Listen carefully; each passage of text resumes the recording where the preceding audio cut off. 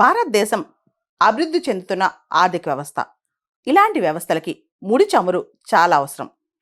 గత కొన్నేళ్లుగా రష్యానే top supplier ఇండియాకి ఈ ముడి చమురులో. డొనాల్డ్ ట్రంప్ ఎన్ని బెదిరింపులు చేస్తున్నా ఇప్పటికి కూడా రష్యా టాప్ సప్లయర్గా నిలిచింది. మనం చూస్తే జూలైలో $3.6 బిలియన్ లేదా 31,000 కోట్ల రూపాయల విలువైన ముడి చమురును మనకు రష్యా అమ్మింది. మన మొత్తం దిగుమతుల్లో అంటే ముడి చమురు ఏదైతే మనం దిగుమతులు చేసుకుంటామో, ఇంపోర్ట్ చేసుకుంటామో దానిలో రష్యా వాటానే దాదాపు 34%. ఆ తర్వాత స్థానాల్లో ఇరాక్, సౌదీ అరేబియా, యుఏఈ ఉన్నాయి. మనకు తెలుసు, గత 2-3 మాసాలుగా అమెరికా అధ్యక్షుడు డొనాల్డ్ ట్రంప్ భారత్ పైన చాలా ఆరోపణలు చేస్తున్నారు. టారిఫ్ల మీద టారిఫ్లు వేస్తున్నారు. దానికి ప్రధానమైన కారణం ఆయన చెప్పేది, ఇండియా ఆయిల్ అనేది, ఎనర్జీ అనేది రష్యా నుంచి ఎక్కువ కొనుక్కొచ్చుకుంటుంది.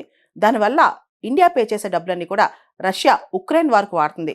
దాన్ని ఆపాలన్న ఆ ప్రయత్నం అని చెప్పి డొనాల్డ్ ట్రంప్ అనేక మార్లు చెప్పుకొచ్చారనమాట.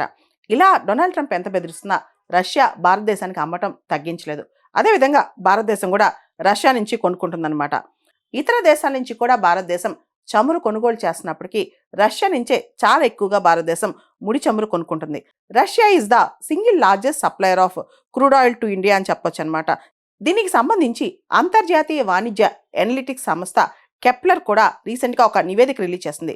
సెప్టెంబర్లో చూస్తే కనుక, అంటే లాస్ట్ మంత్ సెప్టెంబర్లో చూస్తే 34% భారతదేశం ఇంపోర్ట్ చేసుకునే మొత్తం క్రూడ్ ఆయిల్లో 34% మనం రష్యా నుంచే కొనుక్కున్నాం అనమాట. గత నెలలో అంటే సెప్టెంబర్లో రష్యా నుంచి భారతదేశం సగటున రోజుకి 45 లక్షల బ్యారెళ్ల చమురును కొనుగోలు చేసింది. అయితే గత నెల అంటే ఆగస్టుతో పోలిస్తే సెప్టెంబర్లో రష్యా నుంచి కొనుక్కోవడం కాస్త తగ్గించినా still one of the top అని చెప్పొచ్చు అనమాట. మొత్తం మీద చూసుకుంటే భారతదేశం ఇంపోర్ట్ చేసే ముడి చమురులో రష్యా నుంచి దాదాపు 35-40% రష్యా నుంచి మాత్రమే మనం కొనుక్కుంటున్నాం. రష్యా నుంచి చమురు కొనుక్కోవద్దని చెప్పి అమెరికా మనపైన ఎంత ఒత్తిడి చేసినా మనం కొనుక్కుంటున్నాం. మన జాతి ప్రయోజనాలకే పెద్దపీట వేస్తున్నాం. దేశ అభివృద్ధికే మనం ముందంజ వేస్తున్నాం. అయితే ఇంతకుముందు కూడా అమెరికా ఇరాన్, వెనిజులా ఈ దేశాలపైన విపరీతమైన ఆంక్షలు వేసింది. అప్పుడు మనం ఇరాన్ నుంచి, వెనిజులా నుంచి ఆయిల్ కొనుక్కోవడం ఆపేసాం అనమాట. అవన్నీ బ్లాక్ అయిపోయాయి. మనం ఇంతకుముందు చాలా వరకు డైవర్సిఫై చేసి కొనుక్కునేవాళ్ళం. కానీ ఇప్పుడు మనం చూస్తే రష్యా నుంచి మనకి డిస్కౌంటెడ్ రేట్లో ఆయిల్ వస్తుంది. ఈ ఆయిల్ మొత్తం మన రిఫైనరీస్లో శుద్ధి చేసిన చమురు ఆయిల్ ఏదైతే ఉందో యూరోప్ మళ్ళా మన దగ్గర నుంచి కొనుగోలు చేస్తుంది.